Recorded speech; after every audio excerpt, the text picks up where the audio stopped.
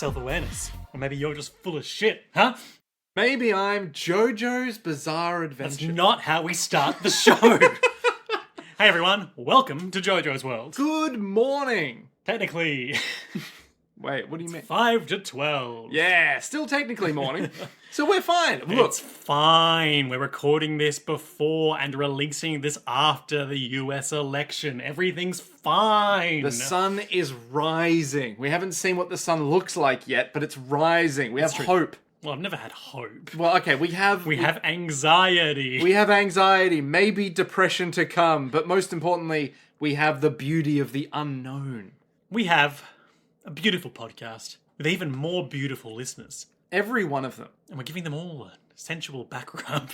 Full-faced, large-shouldered, Toothsome. toothsome. They've got big teeth, but not too big. No. Just big enough. And they're just like, oh, you've had a bit of work done, haven't you? Like, you can't tell, but I know these things, so... No. This is just my natural tooth structure. Oh.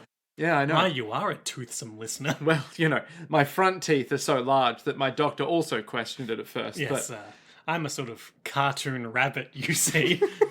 you could call And I me... said, hey, what's up, Doc? And he said, hey, have you had some work done? No. This is just the effects of eating this many carrots. And it's like, this makes sense. I'm Liam S. Smith, one of your co-hosts. Not Nick Ballantyne, the other one of the co-hosts. This is JoJo's World, our JoJo's Bizarre Adventure recap and discussion podcast. Where today, we're talking about episodes 21 and 22 of Legend of the Galactic Heroes. Dun, dun, dun. Dun, dun. That's Those lyrics are in English. You can recite those lyrics. I can, but I have never remembered them. Every time it comes on, all I hear I is... look up at the stars so bright, but I'm blinded by your light. Something like that. I'm blinded by your light. Ugh, I hate it. I hate it so Heaven much. seems so far away. Come back to me someday. Yes! Oh, God damn it. Did it. You've got the vague sound. I've got the lyrics. Together we're going to take the anime music video world by storm. Now, Liam, this may harken back to a time that our listeners have never heard of. But might I say, while I am but mere penne, you're living the macaroni life. Oh, Christ. Christ almighty, Nick. So we were talking. Before we started recording. We were talking about... how in Victorian era... It was the 1800s, so it might be pre-Victorian, but regardless. Yeah, so maybe pre-Victorian, Victorian-ish era. 18th century, so 1700s. Yeah, 1700s. The men of the estate, the nobles of the time, The young gentles. they would come of age and be like, well, I need to go on a grand tour. Yeah, they would go on their grand tour of Europe, they would see the cultural sites of Western civilization, and then some of them went to Italy and had a little dish that they had never heard of before called macaroni. Whoa! And They'd come home, they would join the Macaroni Club. which apparently was just a vogue kind of group of gentlemen. The set who adopted the macaroni lifestyle. They dressed in androgynous clothing. Yep. They spoke about all of the cultural finery of Italy and Europe. And also they ate macaroni and loved it. And they would say, as a euphemism for something being cool, either a la mode or very macaroni. Now, why did you bring this up? well, I just needed everyone to know who is About- listening to this podcast about that's very macaroni. JoJo's World is your number one macaroni boy podcast. We're the macaroni boys of anime podcasting. As soon as I learned about this fact, I have never ever Stopped talking about it. Yeah, more in my life wanted to wear androgynous clothing and start saying macaroni as much as humanly possible. It's that comic where it's like, Mummy, those two men are kissing over there. Don't look. It's too late, Mother. I've seen everything. Yes. And he's in androgynous clothing. Yes. Mummy, those two men are eating macaroni over there. Don't look, it's too late. I've tasted everything. Sweet delicious macaroni. Oh, we love macaroni. Oh my god. Just, of all the possible pasta, macaroni. Like, Yeah, its fortunes have really fallen since then, hasn't it? yeah, because now it's just such a common dish where it's like mac A and dish cheese. for the commons, you might say. But it's still so delicious that some might say that a child can live as a You might say prince. that macaroni... Okay. Okay, your thing was dumber than my thing. Let's move on. Okay, all right. Stop moving when one of us Oh, is I talking. can't- Stop moving. Every single time. So this chair. We gotta get a new chair because gotta it's been get- picking up in the audio, and I'm sorry. And every time I breathe, it makes a clicking sound. And I'm like, well, I'll just stop breathing. Do you want to swap chairs? See how I go with it. Never. Okay. Never. I've set Well, this listeners, chair up, I tried, and sorry. and I will take the fall on this one. Wait, no, hang on, maybe we should swap. Genuinely, do you want to? No, I'm fine. Christ. It's all good. I want to swap. Okay, let's swap. Let's see. All right, listener, here we go. No, I'm cutting this. Oh, okay. Okay, Legend of Galactic Heroes. The year is 797. In which calendar? Space era. The good one, not the evil. What's his name one? God, you barely watch this show, don't you? The one that's the Free People's Alliance uses. Free Planets Alliance. Free Planets Alliance. Oh god. 22 episodes, Nick. There's so many names to remember though. All I remember is Fazan Dominion, Adrian Rubinsky. Adrian Rubinsky, the Earth Cult, I knew you'd say that next. and that's about it. Oh, and Kirk Ice, because Kirk Ice Ice. is an insane name to have. Yang Wen Li. I was thinking about it before and re-listening to audio from the show in my own head between last episode and this one. Normal way to describe that. Yeah. And I think it might actually be, strictly speaking, Kirkais. Kirk Ice. Kirkais. But that's not what we're saying. So, So Fuck fuck everything, alright? what did you think of these 2 episodes? So much happened and yet nothing happened. Well, our 2 parallels are The Battle of... Doria Star Zone. Yep. And also the battle on the outskirts of Gruenwald Fortress, Gruenberg, whatever it's Brian Swald, Yep. who knows? called. But also there was another parallel between the guy who was sent to infiltrate Yang's ship ineptly, and the guy, even though this latter one didn't come to fruition, the guy who turned on Marquis Lichtenlar and was like, send me in to talk to the people of this base about how he turned on us, and I will... Wait, which guy are you talking about? The guy in the second episode Yeah. who lost his arm in the explosion. Oh, yes, I'm with you now. Conrad. Yes. Who also met a boy named Conrad Yeah. who didn't show Couple up of ever again. Conrads. Just a couple of Ever Conrads. again. It was like the last third of an episode. Yeah, He's yeah. that boy had main character to design. We'll see him as a man. Ooh, do you think so? I think so. Okay. All right, interesting. Otherwise, why? Otherwise, what's Why it all would- for? Well, that's the question I think Yang's asking right now. The other thing is that both episodes featured was the incredible tactic of repeatedly running away and then, oh no, they're not chasing us anymore. Quick fire on them a little more to entice them a bit more. Oh, the second one was so dumb as well because they kept being like, wait, go back. No, you're meant to follow us. No, you're meant to follow us. What are you doing? I briefly checked the Reddit rewatch thread for the first episode, which noted that this is the first time we see Dusty Attenborough do it in command of a ship, and apparently it kind of becomes his signature move. Interesting. Okay. All right. I'll watch out for Dusty and his retreat, not retreat. Quick, which strategy. one's Dusty? He's the green-haired guy. Yeah, who- though I think it's more of a blue. sort of like a teal Yeah. turquoise kind of thing. It's not a human color, that's for sure. It's a space color. Yeah, it's a future space era, maybe 797 kind of color. Very in vogue, very macaroni. Very macaroni. It's already paying off, Liam. It's I'm already sure we've talked about this before in the lifetime of the podcast. I don't think we have. I think we've Yeah, never well- stumbled upon it before. Tell me about your memory, though. What memory? Exactly. Oh no. Much like C-3PO at the end of Revenge of the Sith, I regularly have your memory wiped at the end of podcast arcs. Why did they wipe his memory at the end of Revenge of the Sith? He knew too much. But like, what did he know? He knew that there were two sweet babies that Yeah. belonged to Padme Amidala. But like, why'd they wipe his memory about that? Because he can't keep a fucking secret. Look at him. No, it's true. He can't keep a secret. That's right. Meanwhile, R2-D2, he can be trusted. Yeah. He's just a beepy, boppy boy. He's rude. He's got attitude. And he's Zap you always... soon as look at you. He kept on to the secret even after... Even after he met one of those babies as a young man. Yeah, and he was like, oh, yeah. Yeah, he knew who Luke, I am your father was. Oh, but he never said. No, He because he stuck couldn't talk. true to those ideals. Everyone could understand him, though. Yeah. There's some inconsistencies there. Yeah, okay. All right. I don't want to get into it, but I could. And that's a threat.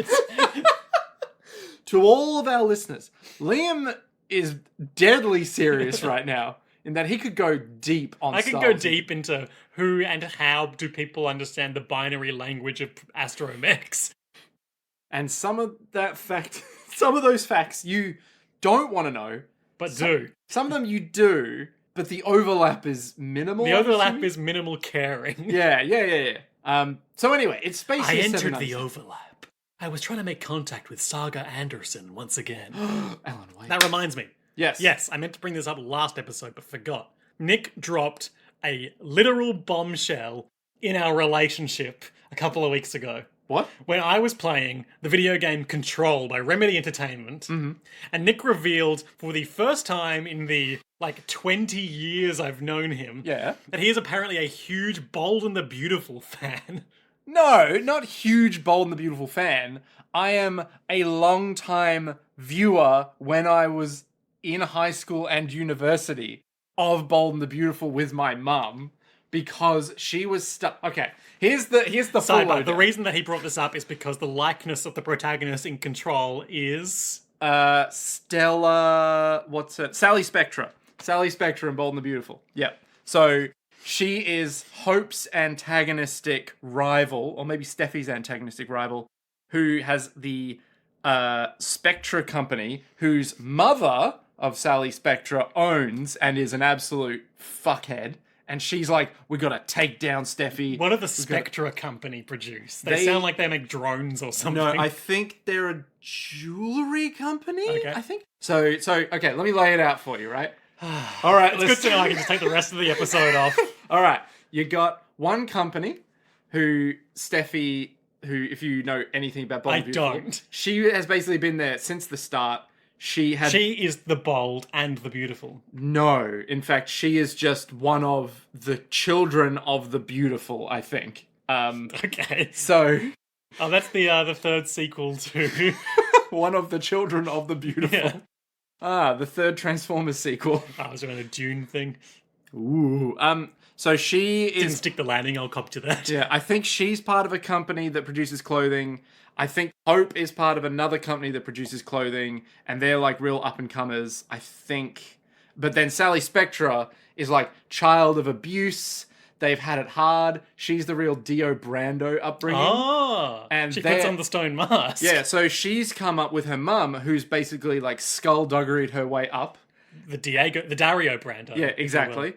And Sally Spectra, I think her whole thing was like, do I stoop that low? Oh, she's morally conflicted. Or do I just stoop a little low? Sure. How much we stooping here? Yeah, exactly. And then I think like... Stoop kids left her company. Yeah, and I can't remember shit about anyone else, but I remember Sally Spectra because she had a lot of time in the show, and at one point I think it was either her or Hope thought that they accidentally, quote unquote Baby swap? accidentally... Is this going to be we were both kids baby swap? No, pushed someone into hydrofluoric acid.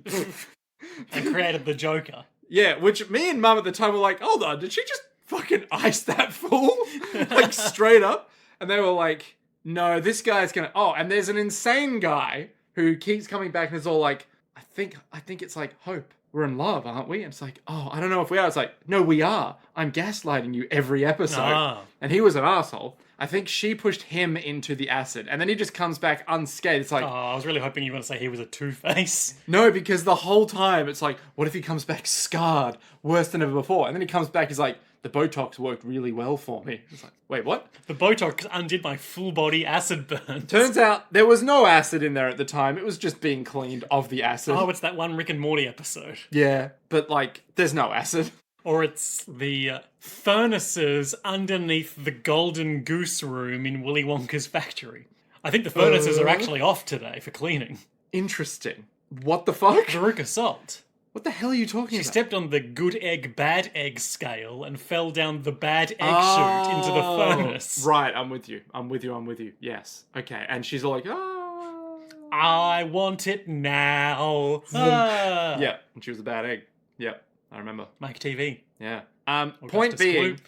Sally Spectra is in Let me control. circle back to Augustus Gloop. Keep going. Sally Spectra is in control because the actress who plays Sally Spectra, the one who I was like, Jesse Faden Yep, is I the was name of the like- character in control, not Yep. the actress. I was just like, damn, Sally Spectra. I'm at uni. I can't be distracted by Sally Spectra right now. I've got to put aside childish things like The Bold and the Beautiful, a sitcom for 40-year-old housewives. Soap opera. 60-year-old housewives. Please, Liam, let's have some class Has here. some decorum. Yeah. Potentially older, because I remember we were talking with our 90-year-old neighbor who's like, oh, I did love that man from Bold and the Beautiful. It's like, which one? It's like, the man who had the good chin. I was like, you mean the one from season 1? Have I been thinking of Days of Our Lives this whole time? I mean, Days of Our Lives is, I think, less about high-flying corporate, go-getters who are just like, oh, life is so hard managing a company, but also my love life. And I think that's just people being like, life is so hard being a normal person who also has a job. And millions of dollars. And potentially millions of dollars. I'm really unfamiliar with Passions. Yeah, so everyone knows Passions because it was fucked up. Yeah. Where it was, what if demons are in a wall and they were like... And what if the nice old lady who lives down the street from you was a witch who wants to turn you into a demon witch, and she has a little ventriloquist dummy that's actually a little boy when no one else is looking? What the fuck? What? So Tabitha was the old lady who lived in the town in Passions. Mm-hmm. And she had this doll, Timmy, which was like her witch's familiar. Mm-hmm. And when no one else was around, the doll was played by a little person. Okay. Who was Timmy, and walk and talk and be a person. But then whenever someone... It was like almost like in Calvin and Hobbes when someone walks into Calvin's room while he's playing with Hobbes and it's just Calvin holding his stuffed animal all of a sudden. Yeah. Timmy. But why? Okay, but why is To that... what end? Yeah. Don't know. Passions. Yeah. Okay, sure. You see, they really wanted to corrupt Charity to the dark side. So they used a variety of schemes. Sorry, Charity is a character? Yeah. Okay, I thought, given Passions, the concept of charity may have been a thing. And then unrelated to that whole plot was just some other normal soap opera stuff going on. But regularly, unrelated to the normal soap opera stuff, the main arc of the show would involve, like, demons tearing down the wall and pulling you into the underworld. Yeah. Because I distinctly remember someone trying to lure people close to a wall with a lot of hands on it. Yeah. And they would just be engorged by the wall. At some point, they gave Charity an evil amulet that made her evil. What is this show? It's Passions. Oh, wild. The Legend of the Galactic Heroes. So, let me circle back to Augustus Gloop. Yes. Second-hand experience, haven't encountered it directly, but I did hear there was a audio commentary for the the Willy Wonka and the Chocolate Factory Gene Wilder movie. Yep. Where they got all the kids to come in to do an audio commentary. Yeah. And the kid who played Augustus Gloop, the German boy who falls in the chocolate. Yeah, because he's just like, oh, I love chocolate, and then falls in. Apparently, after in the film when his character meets his untimely end, the actor said, "And that is the end of my expertise, so I will be excusing myself now. Goodbye." And left the commentary. But he just leaves the room. Yep. Nothing that happens after Gloop goes in the tube is any of his business. Oh my god. Do any of the other kids do that? I haven't seen it. Oh man, that is incredible. I'd love if he just stayed in the room and he just watched the rest of the film. I'm not going anywhere, but you do not have to talk to me anymore. Amazing. Imagine, like, if you could do that in any other profession. Like, if you were a doctor, right? And you get to the bit where it's like, now you have to actually give the diagnosis. It's like, well, I skipped all this in school. This is the end of my expertise. I'm going to leave now. Now, that happened to me relatively recently. Fucking yikes. I went in for a skin check to a new doctor at a very difficult to get an appointment with private practice. Yeah. Explained what I was there for. And she said, I'm not actually very good at skin checks, and I don't understand why they keep sending me appointments for them. Interesting. Well, they never get them wrong. So, there you go. Well, I never went back. That's an incredible fucking... Like, imagine someone being like, oh, this guy, they're great at skin checks. They're amazing at... Wait, this is just Caiaphas Cain from 40K. Oh, they're a great war hero. They've done so much. They're amazing. And they come in, they're like, I've actually never really fought that well. I'm not really good at it. So... I can neither confirm nor deny the nature of this character. Who knows? I need to begin us, because we're 20 minutes in. Okay. The Battle of Doria Star Zone, and then... This is a Free Planets Alliance episode. Yep. We open with Yang Wenli effortlessly pacifying the coup d'etat captured planet of Shampoo. He sends Shenkop down. Yep, Walter Shenkop of the Rosen Ritter. We get some brief shots of him waging a fierce on-ground campaign in a tank, desert battle, and then some oil-painted style images of lots of beautiful women kissing him for liberating their city.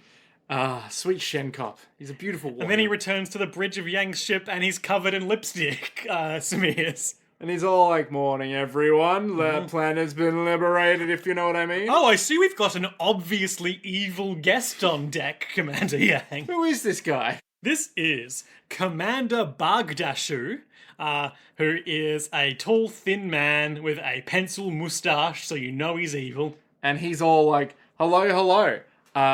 Well, I'm here to tell you some shit. He's allegedly escaped Heinessen as it fell to the coup d'etat forces. And Yang's all like, oh, well, why are you here? Why I'm here to tell you that the 11th Fleet, led by Admiral Luglanju, has been... I'm not going to be saying his name again this episode, so enjoy that.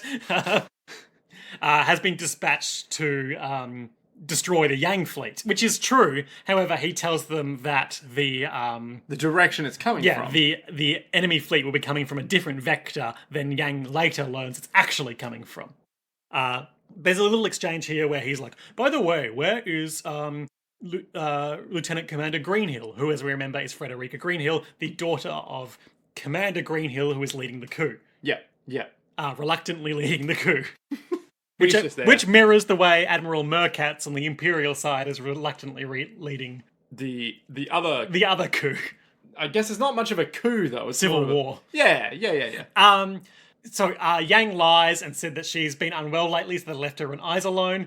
Shenkop knows that Yang is bad at lying, so immediately spills coffee all over himself and is like, oh darn, I've spilled coffee all over myself, and I've smeared all the beautiful lady's lipstick on my face. Please excuse me. He then immediately finds Yulian outside. Yep, and says, hey Yulian, where's Frederica? It's like, oh, she's in like the medical She's ward. got a headache. Yeah, so they go down there to the med bay to have a chat with her. She's standing in front of a big sign. One says hit point, and the other says mental point. I could not get past this. We just kept saying that whenever it cut back to it. Could not get past it. But basically, the fact that Yang has lied about where she is indicates he doesn't trust this guy because he's a genius and this guy's an absolute rube.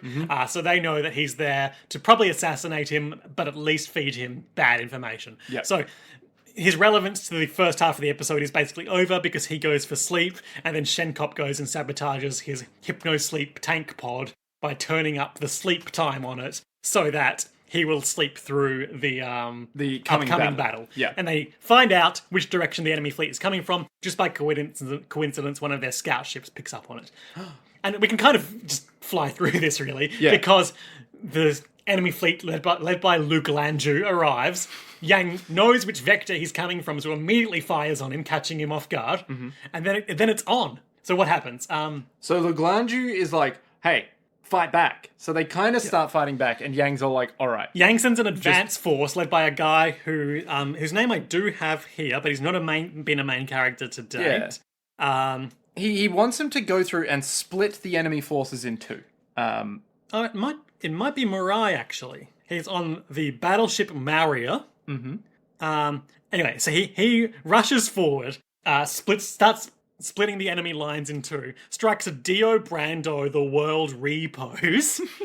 Like, no matter what side we look on, there's enemies. This is great! Everywhere you turn, there's an enemy ship. We don't even have to aim. I don't think it's Mirai, but it does look like him. It might just be a new guy. Can you zoom in on him? Yeah, it's a new guy. That's definitely not Mirai, no. Well, Mirai would never be so bombastic as well. Exactly. He's reserved. Yeah. And meanwhile, Dusty Attenborough, Mr. Blue-Green Hair himself, has taken a rear position. No. I think. A side position. He has drawn off a portion of the enemy fleet and basically spends, as I alluded to earlier, the whole battle repeatedly drawing them into chasing him. And then as they realize he's getting away and break off, firing on them again to draw their attention, thereby depleting the enemy forces in the main attack. Yeah, so he's occupying the front half while Yang and crew break through decimate. the center and destroy the two halves, essentially. And then we have a bit of a time skip, and all but 10% of Luke Landry's fleet has been destroyed. Luke Landry was like, "This is unacceptable. Get me Commander Yang Wen Li on the phone." Yang is all like, hello, who is "Hi, this? I'm Luke Landry. You've defeated me, so I'm gonna kill myself." Bam! Shoots himself in the head on the call. Yep. And everyone's like, damn it, he didn't have to die. Then the narrator informs us that the vast majority of the fleet chose obliteration over surrender. And we see a bunch of like bodies and empty hulls floating through space. With the number 11 on it, as you do, because it's the 11th fleet. Ah, It of floats course. by. Yeah. Symbolic. Yeah. The literal symbolism. Yeah. Bingo bango, the Battle of Daria Star Zone. Yeah. Who would have known that the "and then" in the episode title would be the more more significant component? Yeah. So after this battle, They've woken up not Laglanju, this guy Bagdashu. Bagdashu, yeah. Bagdashu. I'm going Bagdashu. And he's like, sure. He's like, wow, if only you weren't here, it really would have gone our way. Anyway, can I join your forces, Commander Yang? And Yang is all like, what? Huh? Well, it's pragmatic. You know, you're going to win. The Ku's days are clearly numbered. So, you know, loyalty, please. Well, all right, I'll entrust you with my gun. Hands over. No, that happens later. Sorry. First, the exchange that made you laugh Oh, very hard. yes. So then so he's it's like, Yang, Shenkop, and this new guy in the room. And he says, "I'd like to join your side." "All right, well, I'll entrust you to Commander Shenkop." and Shenkop's like, well, first order of business, how about a trip to the brig? And he's like, "All right, can I have some wine, please?" He literally just takes him off to the brig to be like, off you go.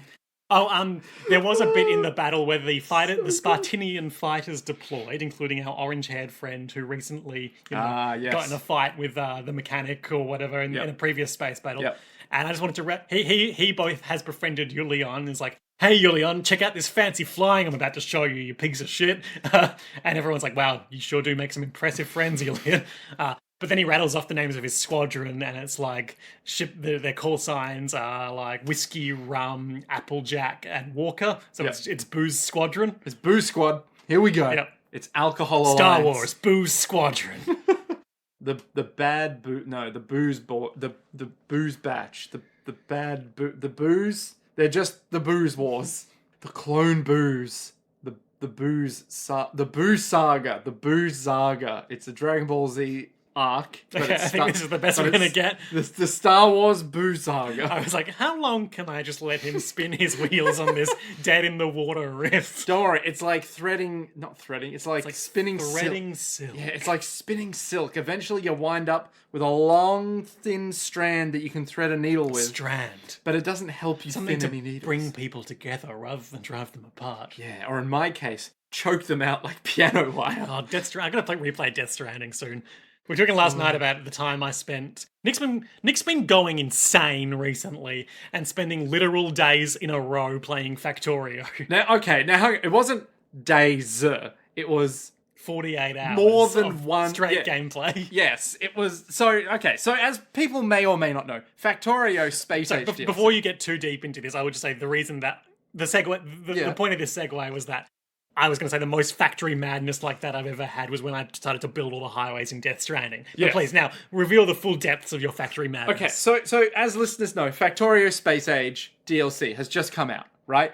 And I have taken 2 weeks off of work because I knew that I would not be able to stop myself from buying it and playing it the moment it came out. And the moment it came out, work was like, "Hey Nick, we've got a team meeting and you have to do an all-day training." And I went, fuck. So I had 2 days where I could not stop thinking about this game. And I heard from other people being like, "Oh man, it's really good. I built so many factories." Yeah, and I was like, when this all-day training is done, the only thing I'm going to do for a week is play this fucking game. And then he did. And then I did. And on Wednesday, I did not sleep. So literally, I woke up at like 10 a.m. I started playing Factorio. I stopped for dinner at one point. And then I continued. Who can say what time it was? I think it might have been 9 p.m. But who knows? But I then continued playing Factorio and went, all right, I've just got a couple more things to do. It'll be all right. I'll stop at like, 1 or 2 a.m. and then we'll go to bed, And then it was Friday. And then it was Thursday and I was like, well, you know what? In for a penny, in for a The pound. sun's already up. Why go to sleep? So then continued all day until about 10 p.m., where I got to the point where my parents came round, right? And they were like, Nick, how are you going? And I was like, yeah, Sunken good. eyes in your cave. They asked me, how are you going with this thing? And I literally forgot my own name. I forgot someone else's name. And then I forgot the name of, like, some other thing that I was talking about as I was talking about it. I went, yeah, I need to stop. But at the same time, I was like, well, I'll finish this other thing tonight. Nick's hunched over his ancient dusty tomes, trying to decipher the runes, pulling his hair out like, there's no time. I need more time. You have to understand, okay, so this is some niche fucking knowledge. There's a planet called Fulgora that you go to. The idea is like ancient... A half Goro is enough for me. Yikes. So there's like ancient alien like ruins that are there, but the whole planet's gone to shit. So the oceans are now oil. Oceans are now battlefields. All the buildings are just scrap. Oceans are now oil fields, which are battlefields. Yep. So you just pick up all this scrap, you recycle the scrap, you filter it into whatever you need. Scrap. The problem was that planet was so good compared to the planet I'm now at, called Gleba, where it's like, hey, do you like trees? How about you farm some trees? And I'm like, okay. It's boring, or it's harder going? It's boring. Okay. Like, really, really boring. So it takes a long time for the tree to grow. Then it takes a long time. Just like in real life. Yeah, and then it takes a long time for the tree stuff to get to the place I need it to be. And then you get the polyphagus shot hole borer. Yep, and then you're just like, well, none of my trees are fucking growing and I have to kill them all. This fucking sucks. And it's like, you can't just... It's like farming in RuneScape. The worst part is that you can't just plant trees. You have to wait for the tree stuff to come out to get seeds to plant more trees. But you don't just get more seeds. You get, like, basically the same amount of seeds. So you're in this perpetual, like, waiting for the trees to grow. We sow the seeds. Nature grows the seeds. And then we eat the seeds. I fucking hate it so much. Okay. It's so Meanwhile, on Heinessen... Things are going down at the Rude Dude Cabal. Yeah, the Rude Dude Cabal are like... I can't believe that the Baghdadu... What's his name? Baghdadu? I think... Baghdashu, yep. failed us and joined Yang's side. Who would betray us? Us, the traitors. And then, what's this? No. I'm gonna get find the quote because I want the exact figure of how many people are gathering. I think it's 200,000. There's news of people gathering outside. 200,000 people at Heinessen Stadium, and they're all protesting basically the occupation by military rule. And we're seeing shots of the crowd on their way in. It's just normal people. We're seeing old ladies. We're seeing like a mother with a child strapped in her arms. Just a guy holding a sign. There's a guy in like a janitor's style jumpsuit in the background. Just real normal folks. These are working class people who don't have the Trunicht vibe. They call it the Citizens' Rally to Restore Freedom and Peace. The military junta are obviously incensed by this. They're just like, well, we can't be having this. And the leader of the rally is Jessica. Representative Jessica Edwards from the opposition party. Not Jessica, the woman who was assaulted by secret police Jessica, who's now incensed by the authoritative Yang's powers. Friend or something more. Ooh. So Greenhill dispatches a guy. I don't even think we get his name, but just one of these junta commanders. These rubes. He's blonde. He's got Hitler eyes. And one important thing is that Greenhill says, and remember, do this peacefully. Keep it non-violent, but disperse them. And he's all like, will do. So he marches in his armed soldiers with machine guns and stations them all around the stadium and is like, "This is an illegal gathering. Disperse and bring us your leader." And Jessica walks out of the crowd. She says, "I'm here. Well, I think we're holding a peaceful public rally. Why do you have to come barging in here waving your guns?" And this guy's like, peace. So you're like, pacifist. He says, "We're here to restore order." And she says, "You're from the National Salvation Military Council, the people who disturbed our order with a violent coup." And so one guy comes up and is like, we're just pacifists. And he's like, pacifists? You think that you stand proud and before tall. that even, he orders his troops to line up 10 people from the crowd, which is never a good sign. No, particularly when they have guns. Yeah. And he's all like, hey, I'm not from Starship Troopers. I'm not from that one episode of the Clone Wars where that guy's holding Obi-Wan and Satine at bomb point, being like, "How can you stop me without violating your vaunted pacifism?" Oh, so I'll get the quote if you like. okay. So he says, "I'm going to make sure these people who say they advocate pacifism are serious." He pulls out a pistol. Points it at the guy. Yep. "You citizens all claim to have lofty ideals. You claim that peaceful discussion is better than violence, correct? Are you sure?" Then he walks up to a guy and just pistol whips him. And everyone's like, "Oh my god!" Yep. Jessica runs and picks him up. "What are you doing?" The guy points his gun in the face of another guy and says, "Are you also a pacifist?" And the guy's like, "Hey man, I've got kids. Please don't kill me." And he basically says peace can only be achieved through military might. Because... Hang on, there is a moment here. Oh, okay. He says, so he's stuttering, "Forgive me." And the guy pulls his gun away and he walks in and he's smiling and he takes him by the shoulder and then just abruptly starts repeatedly pistol whipping him in the face. Oh, like knees horrible. him to the ground. Yeah. "Brave words for people afraid to die. I dare you to contradict me. Peace can only be maintained by military might." He's doing the Starship Troopers bit where he's like, you know, if you vote, you're enacting violence and all that shit. Then Jessica destroys him with facts and logic. It's like, you think that just because you can use violence makes you right? Do you think it's alright to commit any atrocity as long as you're prepared to die? Do you think it's alright to commit horrible, stupid acts as long as you have conviction? To your own view of righteousness through violence? Blah, blah, blah. As saying, you know, we started this state to get away from the Empire, but you're no different from Rudolph von Goldenbaum. You're Not fit to give orders. Get the hell out of our stadium. And then the real And then he pistol whipping beats her to begins. death. Yeah, straight up. So we see a lot of shots of her shadow. Yeah, we and see he just... her shadow silhouetted of the ground as he's repeatedly striking her with his pistol, and we see blood splatter on the ground in front of it. Yep, and he just murks her and then goes, "All right, that's it. Everyone get in line." Well, he knocks her down, and then the guy that he had previously pistol whipped, who she was comforting, tackles him. Then it all escalates. People are firing at the soldiers are firing at people. People are rushing the soldiers. Someone picks up a fallen soldier's gun, and it's just on. Some guys are lighting Molotov cocktails. It's like, it's actually a riot now. Yeah. And he had one job to do it peacefully, and he couldn't even fucking do that. Fucking idiot. Yeah. And then there's tanks outside, and it's all just gone to shit. Yeah, it's a bad time. I think Green Hill is like, he had one job. Yeah, fucking idiot. And he's like, Greenhill orders the troops to be withdrawn, and we see Jessica's body with her fallen locket with Yang and Lap in it next to her. And then we cut back to a bit later, after a passage of time, the commanders taking dudes. stock. Yep. They've lost at least 1,500 soldiers, and civilian casualties are probably 10 to 15 times that number. And then, you know, the fear they have is that there are 1 billion citizens on Highness alone, which is small, actually, right?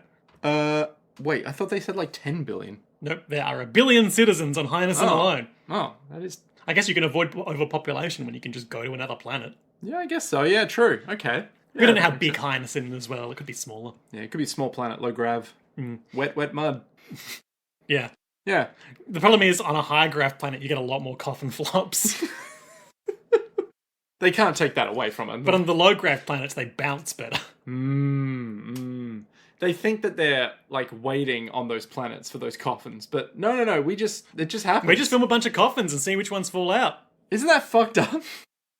So basically they're just kind of saying, oh yeah, we fucked up. If the public opposes us, we're screwed. Yeah, because they outnumber us 1 billion to 1. Meanwhile, back on Yang's ship, Bagdashu is like, "Hey, I'm really bored. Can you give me a job to do? I'm going crazy down in the brig." So Yang says, here's my gun. You'll be doing some security shit. He gives him the gun and like immediately goes back to his paperwork.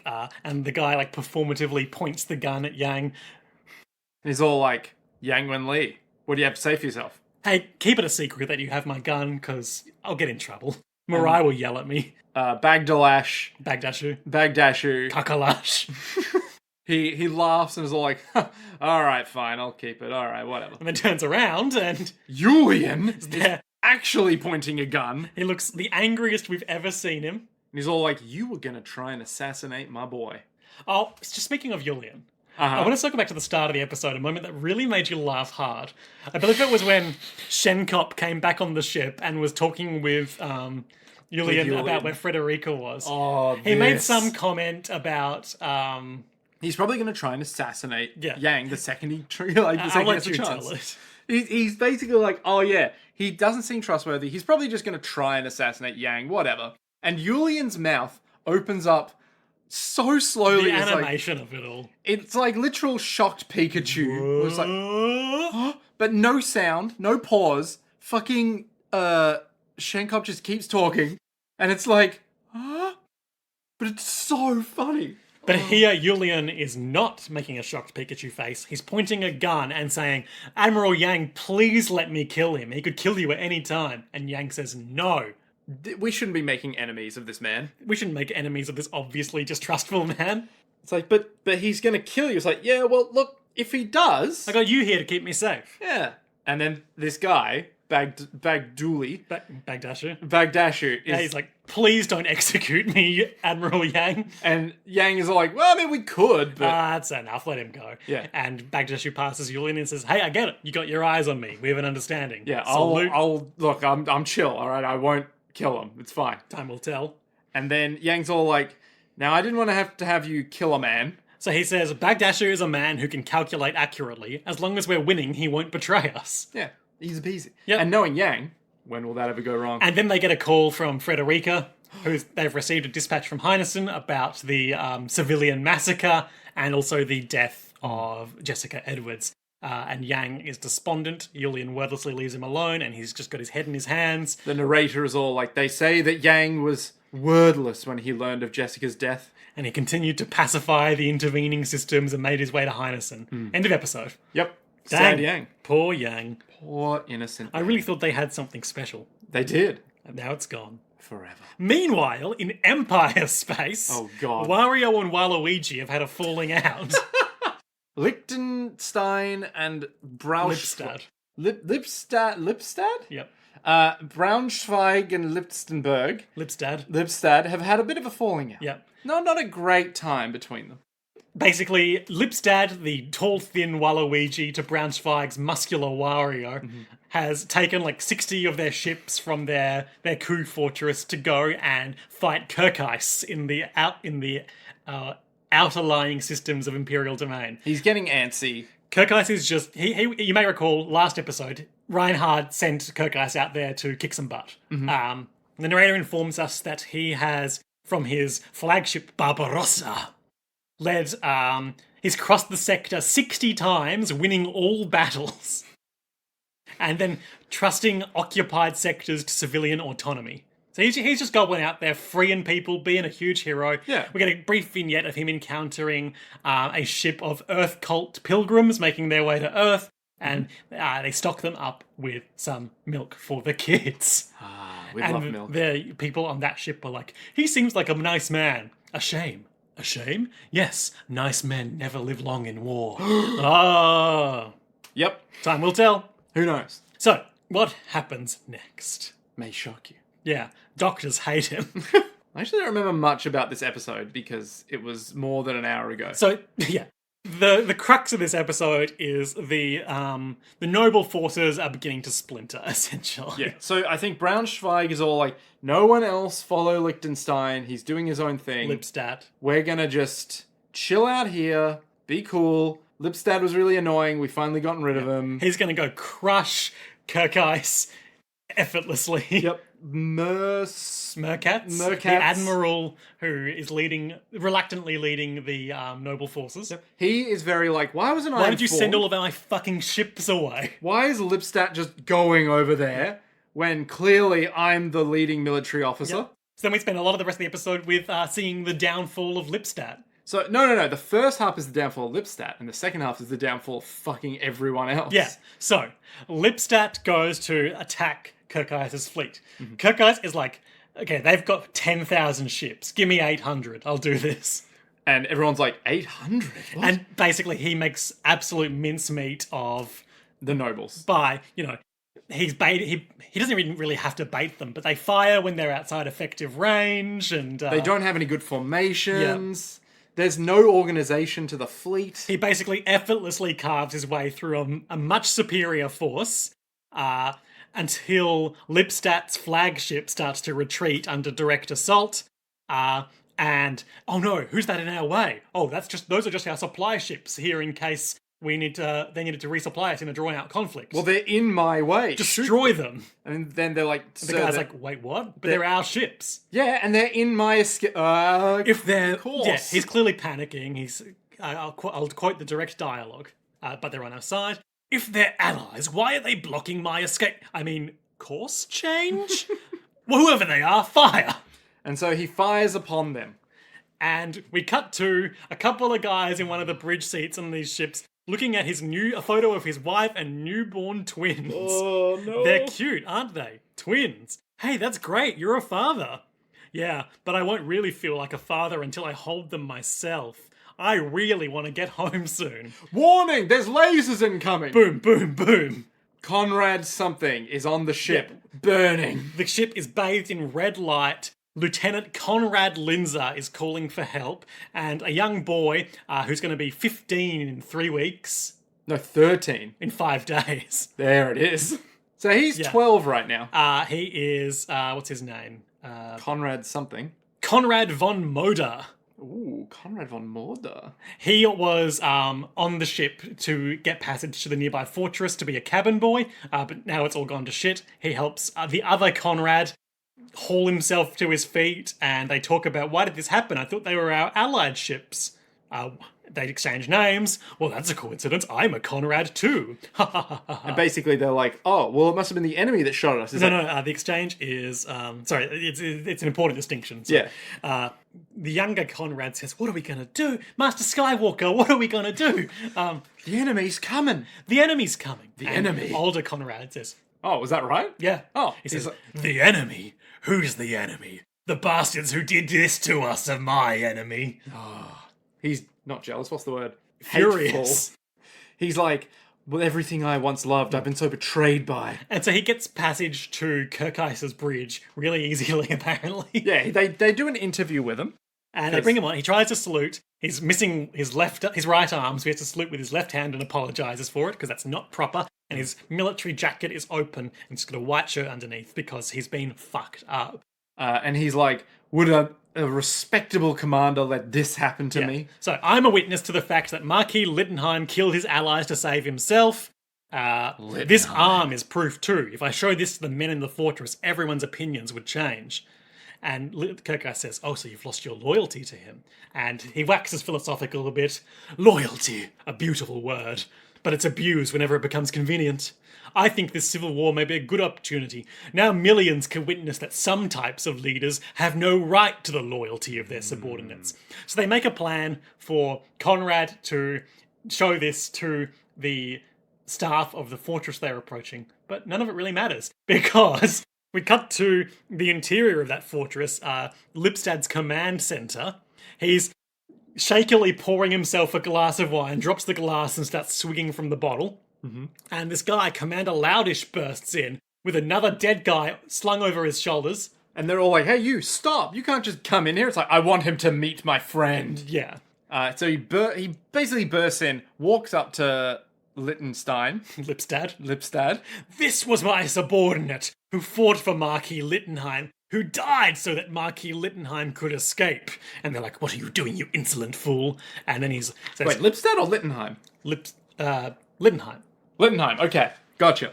Lipstad correcting me with Lipstad. Oh, so he's all like, Littenheim, have a taste of your own medicine, and he hurls the corpse at him. So they're the Lipstad League, because they put their concord together in the forests outside Lipstad. Correct. But his name is Littenheim, who is not to be confused with Marquis Lichtenlard, the Secretary of State. Correct. There's many characters. And Lohengrin. Oh, that's different. Yeah. But there's so many characters. And so he literally throws this corpse of his subordinate at Littenheim, knocking him bodily to the floor, and then he pulls out, like, an iPad that's beeping with a bomb. And everyone's like, shoot him now! But he detonates the bomb. The explosion is visible from the exterior of the space station. Conrad's like, that's right near the command center. Kirkis is like, we have to take this opportunity. Contact these two boys. I know. Signal, Berengrun, and Bruro. We've seen these guys before. Have them send out the landing ships at once to occupy the fortress. And they capture it, and the narrator tells us they surrender, and we see Kirkeiser's forces storm in. Everyone's got their hands up. One guy goes to draw a pistol, and then looks around at everyone near him and is like, oh. It's like that guy really misread the room. Oh, he's so excited to be like, we're going to fight back. And everyone's like, dude, what the fuck are you doing? He sends a broadcast to the remaining nobles on Gruenberg Fortress, and they all look like the same guy, Flagel, but with their face, like JPEG of their face, grabbed and stretched in different directions, right? One guy's got a massive chin, one guy's got a massive forehead. Yeah, one guy's Another particularly gaunt and tall. Yeah, one guy's wide. Yeah. Yeah, it's just grotesque. Reinhardt sends them a broadcast being like, surrender now and I'll even allow you to keep some of your wealth. Ooh, they so generous. They remain arrogant. And then the fleet is there. So, just outside the range of their main guns. So this is a weird portion because what happens now is Lowengram says, hey, we need to go destroy them. Yeah. So I can't remember if it's Kirkeiser or Lowengram's other admirals. It's Kirkeiser's. Sorry, Lowengram's. Yeah. So Lowengram's admirals go in and they're like, all right. So it's Ruental, Mittenmeyer. Yep. I think there's two more, but I can't remember who. The Moustache Man. Yeah, the Moustache Man. And basically, I think we even saw Bittenfeld briefly. Yeah, they're all just sort of hiding in the back for now. But basically, the plan is the Gale Wolf. Mittenmeyer. He goes in, and the nobles are like, "We can't just sit here." So Merkatz, the formal admiral of their forces, is like, "This is obviously a trap. Don't deploy." But then Flagel and the various JPEG stretched Flagels are like, "We are proud nobles. We must go out and fight." Him and the two other guys who look exactly like him are all conspiring in the hallway. And I said to him, like, "Look at these fucking three stooges." Yeah, and literally, I was like, "Oh, we'll go do it ourselves." And the very next scene is, we'll just do it ourselves. And they do. And they think they have an easy victory. They get out there, and then the Gale Wolf turns tail and flees. And they're like, "What a rousing victory! Ha ha ha! We've done it. We don't even need Admiral Merkatz." They get back to the ship, or the fortress. Yeah, Merkatz tries to court-martial them. Yeah, he's like, "You guys are fucking insane. Disobeyed my direct orders. It's clearly a trap. Yep. They're clearly plotting something." And then they're all like, "Well, we're proud nobles, and if we are meant to just stay here and not fight, well, then we'd rather kill ourselves." And everyone else chimes in like, "Yes, let's kill ourselves." Yeah! And so Braunschweig is like, "Well, I guess it's enough that they won, huh? Anyway, good. They're back. Let's go fight them again. I'll lead the charge myself." And Merkatz is like, "Oh my god." Yeah, so Braunschweig leads the noble fleet out with Merkatz staying behind at the base. And it's such an obvious trap, but they fall into it so hard. Where once they get out there, Reinhardt's fleet seems to be an opener retreat, but it's just drawing them further and further away from the defensive fortress. And then they just surround them and just shoot upon them from all angles as they retreat back to the They're cutting them to shreds. Yep. I think it's something like 70% of them get destroyed. Yep. The one like sensible guy in their army, the white-haired guy whose name I never got. Yep. He tries to retreat a different way. Yeah, he's the one who like he's the only one we really see of the forces going out there who understands this is probably a trap. And as they're retreating, he's like, "Okay, if we follow the same vector we came out on, the outcome is certain, we'll be destroyed. So I'm gonna peel off in this direction." And then Flagel's ship is like, "Hey, his ship is peeling off in that direction. He's good at fleet combat. We should follow him." So they follow him. They follow him. And then the remainder of the main fleet is saved by Merkatz, who deploys fighters and comes and saves them. Yeah. So they've basically crippled the fleet, but they're still holed up in the fortress for now. And when they get back, Braunschweig approaches Merkatz, doesn't thank him for saving his life, but is like, "Why didn't you save us sooner?" Oh, Braunschweig, you piece of shit. Merkatz and his recurring subordinate have this conversation where the subordinate is like, "Why do you take that from him? Oh, he's mentally ill because he's a noble." You can't be too mad at him. He's got Habsburg disease. And I think the narrator then just goes, "And that was that, but the tragedy was to come." Before that, the subordinate is left staring out the window like, "You say that Braunschweig was unlucky to be born in this time, but aren't we unlucky to be serving under him?" Oh. And then the narrator says, as you say. Yeah, the tragedy was soon to come. Yep. So Reinhardt basically won his civil war in an episode. Yep. He's just mopping up the pieces now. Yeah. Everything's going well for our two boys. in a sense. Jessica's dead, Yeah. but Reinhardt's having a good Yeah, time. Reinhardt's beloved axe barbarian is dead. Fuck, we had that one scene where they were preparing to go fight and they all just started looking at their They're going to do axes. space conflict, intership conflict. Not really any likelihood of boarding, but we do get a shot of a bunch of guys readying their battle axes. Oh, so good. So good. Why axes of all things? Like, it could be any kind of weapon. It's a noble weapon from a more civilized time. Not as clumsy or unpredictable as a blaster. Ridiculous. It's an incredibly precise laser pointer style blaster. So, Nick, Yes. what were our highlights and lowlights for these 2 episodes? Honourable mention to Julian's face, as it was just like, what? Fair. But I think my highlight is actually going to be Yang getting the news of Jessica That was good. dying. That was good. Because it was like, oh shit, what? It's just brutal. And then there's no like, oh, we'll cast it aside because it's not going to matter. It's like full on, Yang's fucked. Like, he's depressed now. And my highlight was probably the actual... The protester riot bit?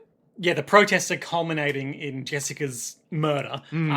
Because, you could tell from the opening of that scene how it was going to go down. But I didn't expect it to be so brutal in terms of the commander, like, physically beating so many people. I thought he would just be like, open fire. Yeah, something to the ends of like, oh, do you hold any morality? They And really the wood open. personalized it really effectively. It was so like, what's the right word? The escalation was like on point. Yeah, it was believable, but it was also unpredictable. Yeah. It was just good. Just good shit all around. The outcome was predictable, but the exact twists and turns of it, I mean. Lowlights. Lowlights. My lowlight is from the second episode where the nobles go out and win. And then they go out a second time. And it's like, could we not just have done this in one fight? No, because they needed to bait their confidence. I know, but it's like, they're already pretty confident. Yeah, these guys, they got noble disease. Yeah, I kind of get what they're getting at. I loved that but sequence myself. I don't know. I was like, yeah. What's my low light? Tricky. I guess- face. We'll have to see. Maybe I'll have to take this back if there's long-term impact of Bagdashu joining the cast. Yeah. But I feel like just he's here. He's obviously a spy. We immediately don't trust him. Like, what's the point of this whole little dance? Yeah. So should we just Didn't- kill him? Unless he has some significant role to come, he didn't really add anything to the events of this episode because he gave them false intel. They knew it was false intel immediately. Yeah. And then they kept him out of the battle. I love that it was false intel-ish. It's like, oh yeah, there's definitely, like after doing some scouting, there's dudes there. It's like, oh, so he was right. They're just coming from a slightly different direction. And my honourable mention is to Shenkop being like, I may have bumped the timer on his sleep pod. Oh, Shenkop. We love Shenkop. All right. So, Nick, So, we've got 2 episodes next week, next fortnight. Yep. And I believe these are episodes 23 and 24, which I will have to double check this between now and then, but maybe the 3rd and 4th last episodes of this season. ooh. What will happen in the episodes The Fall of Goldenbaum Whoa, okay. and Victory for Whose Sake? Ooh, okay. So the first one obviously is the Empire episode. Yep. So the fall of Goldenbaum. Goldenbaum is the dynasty Of the current empire. yeah. Kaiser. So all the nobles are going to get shredded. Yeah. But Reinhardt will be even more ascendant and can... yeah. So what are the repercussions of this though? Because So what's going to happen to Braunschweig? oh, he's going to get obliterated. Yeah, but how? Do you reckon Lohengram's going to film the whole thing and then broadcast? It's like, this is what happens to nobles who defy me. Bang. Public execution sort of thing? Kind of, yeah. It hasn't really been his style so far. But Oberstein will be like, you need to Fear send a will message. keep the nobles in line. Yeah, and Kirkheis will be all like, you shouldn't have done that. But he'll have done it. Possible. Because Kirkheis is all the way over there. I think as things get worse in the fortress, the nobles are infighting and squabbling is going to grow even worse. I won't be surprised if Merkatz, if not defects, just abandons a doomed defense. Yep. And then they'll kill each other by killing themselves. Yeah. Which they're really eager on doing People for some love reason. to kill themselves. Yeah. Really keen on it. And then the second ep will be the Alliance side. Yang is obviously shattered by Jessica's death. Victory, but at what cost? Yep. I couldn't even save Jessica. Yep. And then he might be like, Is he I'm going to done. make a dark moral compromise and like execute Greenhill or something? Well, I was thinking more like Greenhill will be all like, you did it, Yang. you best us, all right? Take your victory. And he's like, but at what cost? But at what cost? And then he'll just walk away, and then he'll symbolically drop his beret. Yeah, exactly. And then it's like, oh wait, he's leaving the military forever. Oh my god, until he's called back in for one last job next episode. Exactly. But it'll be like 10 years later or something. Yeah. It'll be 50 years later. God, could you imagine? I reckon that's probably what's going to happen is we're going to have an enormous time skip. Like, an enormous time Everyone's skip. going to have really long hair, because they haven't had haircuts that whole time. Yeah, I mean, basically, right? Julian will have a huge moustache. Ooh. Dusty Attenborough will have become a space pirate, per that spoiler image I saw. What about... Augustine will get his cybernetic eyes upgraded to have lasers. Yes. Yeah, I don't know. I don't think there's much else that's going to happen until... Because then the last 2 episodes... It'll be of the season- denouement. Yeah. What? Denouement? Yeah, after the climax, you have denouement. Yeah. And then everything will piece down, but then... The Earth Cult. Oh, yeah, the Earth Cult. That's right. And Adrian Rubinsky and the Fazan Dominion. Yeah, true. He's here, isn't he? Maybe there'll be something with that in the next 2 episodes after a these little spicy teaser to keep us on the hook. Yeah, exactly. Maybe the Earth Cult will be revealed to have been manipulating To have everything. psychic powers and... Ooh. And Lynch. What of Lynch? Lynch is going to be not executed because Yang will be all like, we don't kill him. Yeah. Send him scurrying back to Reinhard. But maybe he'll also kill himself with a laser pistol. That's true. That does seem like his style. Yeah. Great. Well, we'll see all that and more next time on Legend of Galactic Heroes. Mm-hmm. But until then, To be continued.